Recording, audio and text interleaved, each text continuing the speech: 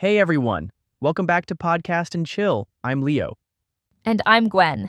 Today's episode is, well, kind of personal and a bit heavy, but important. Yeah, we're talking about something that affects more people than you'd guess. Childhood trauma. I used to think trauma meant car crashes or disasters. Turns out it's often quieter. I know trauma can be as simple and as painful as being ignored, constantly criticized, or growing up in an unpredictable home. Sometimes it's not what happened, it's what didn't. Like not feeling safe or not being comforted. If I'm being honest, I never called it trauma until recently. I just thought I was too sensitive or bad at relationships. Now, that's what trauma looks like sometimes.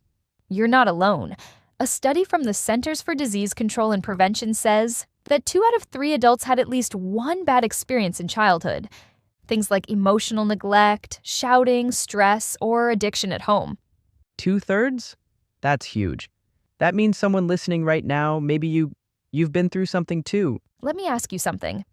Have you ever reacted way too strongly to something small? Your friend cancels plans, and suddenly you feel abandoned, or somebody raises their voice and you shut down completely? That's not weakness. That's your nervous system screaming, "I remember this." Your body remembers even when your mind doesn't. Today, we're not here to give you therapy, but to explore how childhood trauma shapes adulthood and share 5 simple, powerful ways to build emotional resilience. Healing starts with awareness, not pressure. Take a deep breath, get comfy, and let's walk through this together.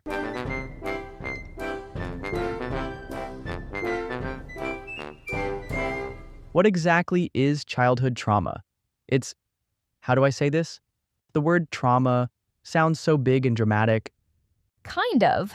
But childhood trauma is basically any negative experience that happens when you're young and your brain is still developing. That's what makes it so powerful. It can shape how your nervous system responds to the world. So it's not just the big stuff, right? Not just abuse or neglect? Yeah, trauma can be obvious. Violence, physical abuse, or abandonment. It also can be more subtle. Think of being constantly criticized, having your emotions dismissed, or living with unrealistic expectations. If you grew up hearing, "Stop crying, you're too sensitive," that counts? Yup, that's called emotional invalidation. Over time, it teaches kids to disconnect from their feelings. According to Dr. Bruce Perry, a child psychiatrist and trauma researcher, the more fearful or stressed a child is, the more the brain will be wired for survival, not for connection. That explains why some of us get jumpy over a harmless text message. Or ghost people for no reason. Yep, trauma shows up in weird ways. That makes so much sense. Your body remembers stuff that your brain doesn't really explain. Totally, it's stored in the nervous system. What's tricky is, the brain doesn't care if the danger was real or just perceived. If you felt unsafe, that memory sticks. Even your parents weren't evil. I mean, the evil of villains or anything, you could still carry trauma? 100%. It's not about blame. How your system interpreted those moments is more important. Little things, repeated over time, can have a big impact. All right, so now I'm picturing my brain as this tiny panicked dude just running around pulling fire alarms all day. That's actually a perfect metaphor. Think of your brain like a fire alarm system. A normal alarm only rings when there's real danger. But when you experience trauma early on, that system becomes overly sensitive. So, yeah, things that aren't dangerous still feel threatening. When someone gives you a weird look and suddenly you feel super nervous. A person gives a small comment and boom, you shut down or get angry. Or your manager gives you mild feedback and suddenly you're spiraling, thinking you're about to get fired. Okay, that's wildly specific. Haha. But you're right, those moments you describe, that's not overreacting. That's your old alarm. It goes off all the time. Trauma tends to affect 4 big areas. First are relationships. You might struggle to trust people, fear rejection, or accidentally push others away. Pre-rejected someone once just to avoid being dumped. 10 out of 10, do not recommend. Weirdly specific review. I wonder who did it. Don't know who you're talking about. Second R? Second are emotions, Leo. You might overreact to small things, feel constant anxiety, or go numb when emotions get overwhelming. I definitely got emotional when Wi-Fi was either too strong or completely offline. Then we have physical health, chronic fatigue, stomach issues. I'm sorry, chronic what? Chronic fatigue. It's like being extremely tired all the time, no matter how much rest you get. Ooh. All right, keep going. Yeah, so chronic fatigue, stomach issues, tension headaches, your body keeps the score. Is there any actual research on this? Of course, remember the CDC I mentioned earlier? They did a big study with Kaiser Permanente. They found that people with more adverse childhood experiences, ACEs for short, have a higher chance of heart disease and even cancer. Hold on. What's ACE in simple terms? Too much science in one sentence here. Oh, it just means a bad childhood experience. Childhood trauma messes with your health long term. ACE is just a way to measure it. You are saying trauma literally gets under your skin? Sadly, yes. Dr. Nadine Burke-Harris, who's done a lot of work in this area, said that childhood trauma isn't just a mental health issue. It's a public health crisis. It literally rewires how your body functions. Holy crap, we are not weak or broken. Our systems were simply built under stress because of how trauma affects us. You nailed it. Your system was doing its best with what it had. Wow. Just wow. And last, behaviors. This one's sneaky. Trauma often drives things like perfectionism, overworking, or constantly people-pleasing, all in an effort to feel safe or worthy. Checking your phone every 2 seconds after texting because silence feels scary. Uncomfortable because someone made a small comment. Might seem unrelated, but it's all connected. Wait, you just described me in every job I've ever had. You and half the planet. Here's the kicker. It's not just ambition or being nice. It's survival mode in disguise. You mean like, if I do everything perfectly, no one will leave me? Uh-huh. It's a form of self-protection that worked when you were younger. As an adult, it can burn you out and keep you disconnected from who you really are. Dang. All this time, I thought I was just being productive. Turns out, I was just terrified. It's not your fault. Your brain learned these patterns to survive. You can still learn better new ones. Now I need some hope. Please tell me this isn't just, you're doomed if your childhood sucked. Definitely not. That's where resilience comes in. Oh yeah, buzzword of the year. What does it actually mean? You are joking, right? No? Oh my God, fine. It's your ability to go through something hard and come out stronger. You are not just surviving. You are also learning, healing, and growing. Emotional muscles? Pretty much. Some people compare it to bamboo. It bends in the wind but doesn't break. That's resilience, flexibility, and strength. I always thought resilient people were just born tough. They came out of the womb with emotional six-packs. That's a terrifying mental image. But no, resilience is not a personality trait. It's a skill. And like any skill, it can be built. Trained, strengthened. Even if I'm like a floppy noodle emotionally right now? Especially then.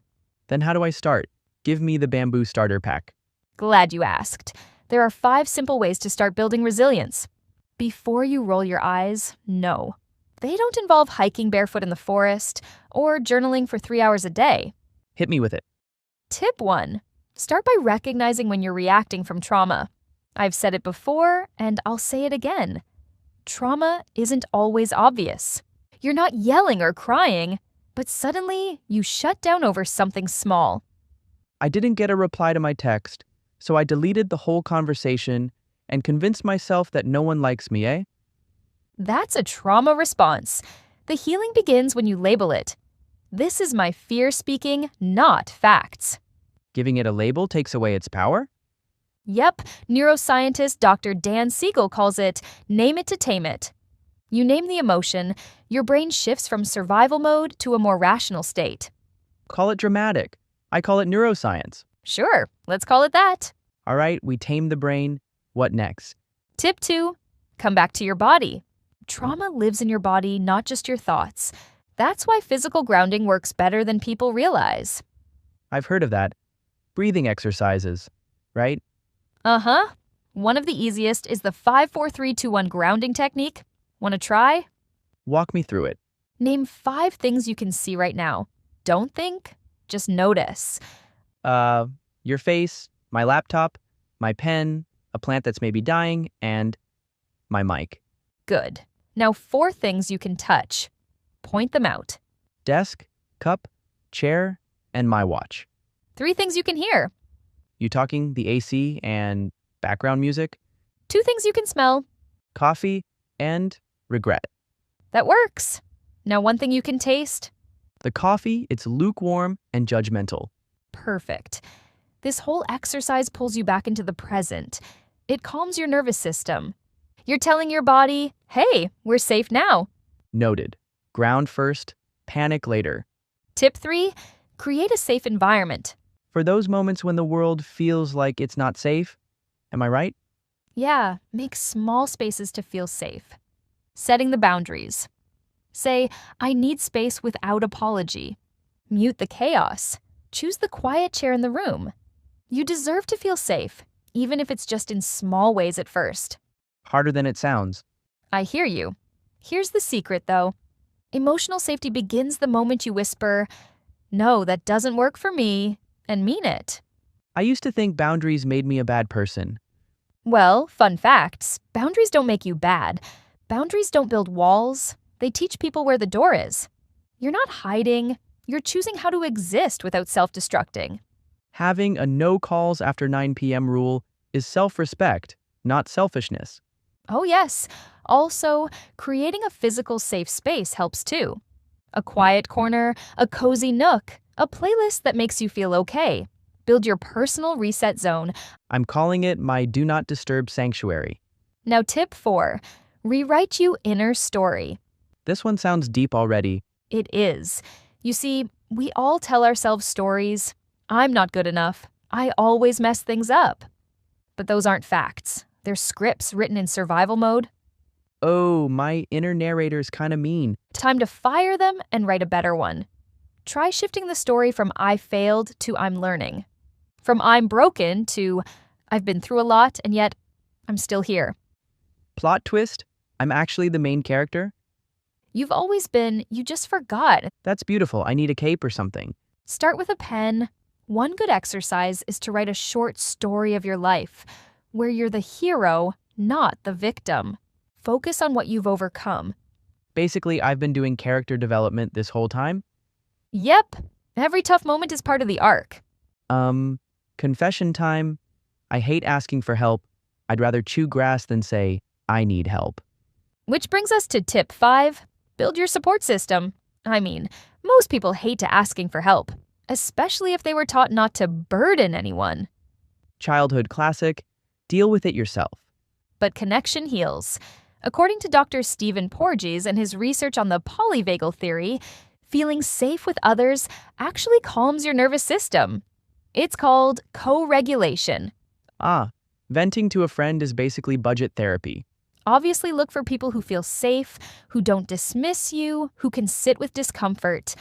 If you can't find that yet, professional help is a game changer. Now, the million-dollar question, how do we actually use these 5 tips in real life? Small steps. This isn't about fixing everything overnight. Try the 10 minutes a day. What do I do in those 10 minutes? Pick one tip, one grounding exercise, one story shift, one boundary, one text to a safe friend. Just one thing a day. Tiny wins, not dramatic overhauls. That's right, progress, not perfection. You don't have to do it all, just start somewhere. You know what, Gwen? I thought this topic would be super heavy, but now I kind of feel lighter. It's good, isn't it? When we understand our patterns, we stop blaming ourselves. When we stop blaming ourselves, we finally start healing. Well said, ma'am. Well said. Should we start a self-help book together? Chapter 1. It's not your fault, but it is your responsibility. And what I mean is, it's not your fault if someone hurt you or didn't love you the way you needed, especially when you were a kid. But what happens next? That part's on you. It means choosing to respond with care, with awareness, and with love for yourself. Because healing doesn't happen by accident, it takes intention. You didn't create the wound, but you choose whether to let it keep bleeding. You decide, do I let this wound bleed into everything, or do I rewrite the script? Taking responsibility just means saying, I matter enough to work on this. It's an act of self-respect, of courage, and no one else can do it for you. It sucks, honestly, but it's real. Ooh, can I put that on a t-shirt? Please do, and wear it every time you feel the urge to overwork, over-please, or over-perfect. That was a lot to take in. All this talk about trauma, healing, and childhood makes me realize we've been using some big words. Exactly. So let's break them down together. Here are some key words that can help us better understand everything we just talked about. First up, resilience. That's like being a rubber band, right? You stretch but don't break. Kind of. It means your ability to bounce back after hard times. Example, if someone fails an exam but studies again and passes next time, that's resilience. Next word, boundaries. Not like a fence around your house, I guess? Nope. It's more like a personal rule, what you're okay with and what you're not. Example, if you don't like talking late at night, telling people no calls after 9 p.m. is setting a boundary. Here's one that sounds scary, trauma response. It's just how your mind and body react to old pain or fear. Example, if someone yells and you freeze because it reminds you of something bad from the past, that's a trauma response. Okay, this one confused me the first time. Grounding. It's a way to help you feel calm and present, especially during stress. Example, you can do grounding by touching something cold or naming 5 things you see around you. And last but not least, co-regulation. That one sounds like teamwork for emotions. That's a perfect way to put it. It means calming down by being around someone who feels safe and steady. Example, when a child cries and a parent hugs them until they feel okay, that's co-regulation. Man, I wish someone explained this stuff to me in school. That's what we're here for. Simple words, real talk. All right, now I'm ready to wrap it up, vocab and all. You know what, Gwen? I feel like we just unpacked a whole emotional suitcase. Same here. And maybe our listeners are wondering how this connects to their own lives. So before we go, we've got a little question for you. Okay, Leo, here's a question. Why do small things sometimes feel like a big emotional explosion? Because it's not about the thing that just happened. It's about old trauma being triggered. Your nervous system goes, danger, even if there isn't one. All right, Gwen, your turn. What's one simple way to start healing trauma? Start by naming your emotions. Name it to tame it, like Dr. Siegel says. When you say, I feel rejected, your brain starts calming down. All right, your turn. Have you ever noticed a strong emotional reaction to something small and only later realized it came from an old memory or feeling? If you feel comfortable, share it in the comments. Your story might help someone else feel less alone. All right, that's it for today. If this episode made you think, smile, or feel a little less alone, share it with someone. If you've been struggling with hidden trauma, just remember, you're not broken. You're protecting yourself the only way you knew how. You've got new tools, real ones, not just think positive quotes on Instagram. Healing takes time, but you deserve that time. You deserve peace. And you don't have to wait until you're healed to start living. Start now. Even messy, even unsure. Try one small thing today. Name your emotions. Take a breath. Say no to something that drains you. Text someone you trust.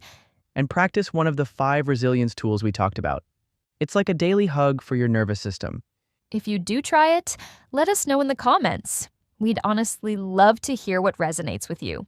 Still feeling unsure? That's okay too. You can always come back and listen again. Sometimes the second time around, things click in a whole new way. That's it for now from Podcast and Chill. Thanks for joining us today. Until then, drink some water, rest, and be kind to that messy, growing human you are. Take care, friends. See you next time.